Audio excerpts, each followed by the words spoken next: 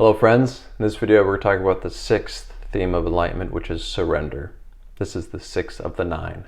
And just like the other ones, this shows up again and again in many sacred texts and from spiritual masters. This idea of surrender. What do we mean by surrender? Very similar to the previous theme, become like a child, and the previous one before that, the heart, that God or creator or goddess is in the heart. To surrender means to let go of who you think you are into what you really are.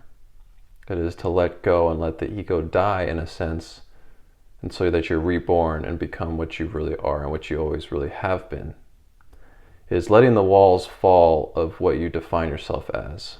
It is letting go of things and making room for your mind and your heart to receive the truth.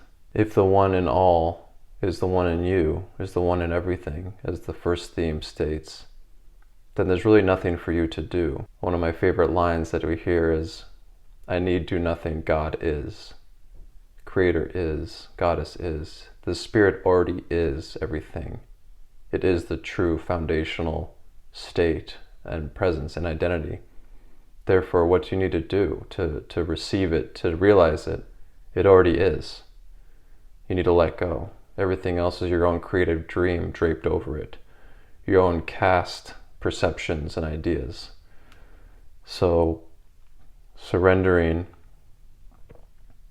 is let all those things fall away and allowing yourself to wake up from your own created dream of separation, your own created drama and story. Surrendering can be very scary because it is very much like a death. It is like a death of the ego. It's not like the ego goes away, but it's a stepping down from its seat of control and power. Instead, coming to a state of more like servant or steward for this one presence. And it can be scary because it does feel like a death. It is letting go of everything you think you know, all the familiar things that we feel keep us safe, the known things that we hold on to out of fear, all strip away. It's kind of diving headfirst into the unknown, into the void. And that can be, of course, scary. But it's only really the ego that fears death, because it feels like it is alone, and without it, that you wouldn't exist. You would go away, you would disappear. But the ego is just the sense of separate self, that it's only me, this body, I'm alone versus the world. In my own experience, surrender has always led to an amazing experience.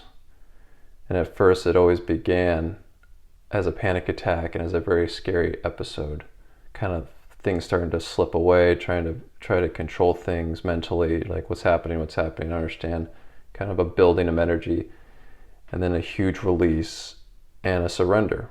And at least for me personally, it's always led to my most amazing, life-changing experiences. It is a surrendering into the present that's always here, that always has been. It's the present moment, the power that is here, the presence that is here in your heart, the true self that you are and that everything is. It's a surrendering into the arms of a loving mother.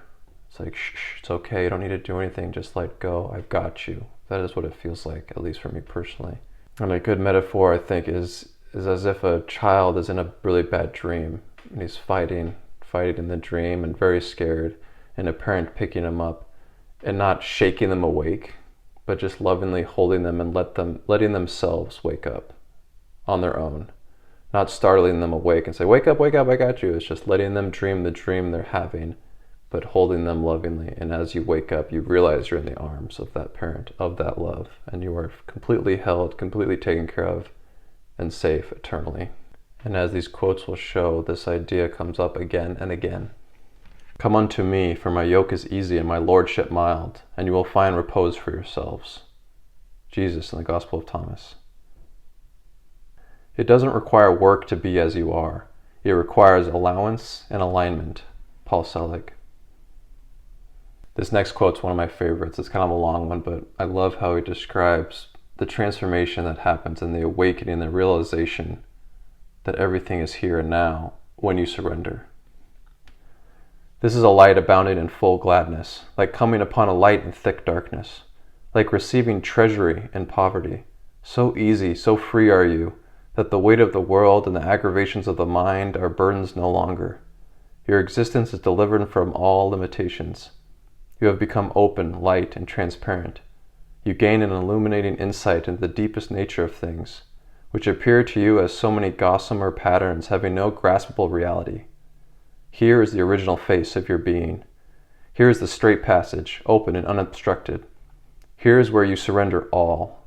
This is where you gain peace, ease, non-doing, and inexpressible delight. All sutras and scriptures are nothing more than communications of this fact. All the sages, ancient and modern, have exhausted their ingenuity and imaginations to no other purpose than to point the way to this. Xie Xuan. I love several of those lines in that quote, like receiving treasure in poverty. It's like you wake up and you realize that everything's here. Like heaven is here and now. I am fully already awake and realized I was just dreaming before. God does not ask anything else of you except that you let yourself go and let God be God in you. Meister Eckhart. He should gradually become tranquil, firmly controlling his understanding. Focusing his mind on the self, he should think nothing. It's Krishna in the Bhagavad Gita. This also shows us what surrender can mean. It can mean trying to figure things out mentally and intellectually. It is surrendering that. It's like trying to send God in search of God, or the hand to try to grab the hand, right? If you keep seeking it, you'll never find it because it is it already. You are it already. The thing you're looking for is the thing that is looking. So surrender that mental striving. Be silent, and it is already here. We as separate individuals must not try to think it, but rather permit ourselves to be thought by it. Aldous Huxley.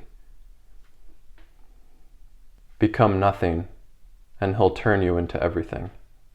Rumi. One cannot surrender completely to anything but God. In the act of surrender, there can be no forcing. Willingness surrender makes the release tighter because it does not yield to will, it yields to yielding. By the act of surrender, you realize the absolute control you have over your life. Surrender is a choice, an absolute personal choice. Surrender can be proclaimed as the most selfish act because it leads to total fulfillment. The final lesson for each soul is the total surrender to the will of God manifested in your own heart. Emmanuel's book. That one really sums it up quite nicely. It is not danger that comes when defenses are laid down. It is safety, it is peace, it is joy, and it is God. A Course in Miracles. This divine energy of mine, consisting of the three modes of material nature, is difficult to overcome, but those who have surrendered unto me can easily cross beyond it. Krishna, Bhagavad Gita. Thou shalt love the Lord thy God with all thy heart, with all thy soul, with all thy strength, and with all thy mind. Think, does the meaning come? Heart, soul, strength, mind. Is there anything to do at this point but to turn it all over to God, the Holy Spirit, the whole I, Spirit in action? That's from the life and teachings of the Masters of the Far East. O Sion of Bharata, not sure if I'm saying that right, surrender unto him utterly. By his grace you will attain transcendental peace and the supreme and eternal abode. Bhagavad Gita. Always think of me, become my devotee, worship me, and offer your homage to me. Thus you will come to me without fail. I promise you this because you are my very dear friend. Abandon all varieties of religion and just surrender unto me. I shall deliver you from all sinful reactions. Do not fear. Krishna, Bhagavad Gita. It is in thee, and if thou canst for a while cease from thinking and willing, thou shalt hear unspeakable words of God. When thou standest still from the thinking and willing of self, the eternal hearing, seeing, and speaking will be revealed to thee, and so God heareth and seeth through thee. Jacob Behmen. The big lesson in Buddhism then, the sense of what we have been saying is, get away from your rational system and get into the wonderful experience that is moving through all things all the time. Joseph Campbell. To be fully realized as the true self, the divine as what you are, requires one thing: to surrender to what you have always been at the cost of the known. Paul Selig. Surrender. Again, looking at the first theme, the one is the all is the one. If this is the truth, then what is there to do? It already is the one. You are already the one in everything. You already are Goddess, God, Spirit, Brahman.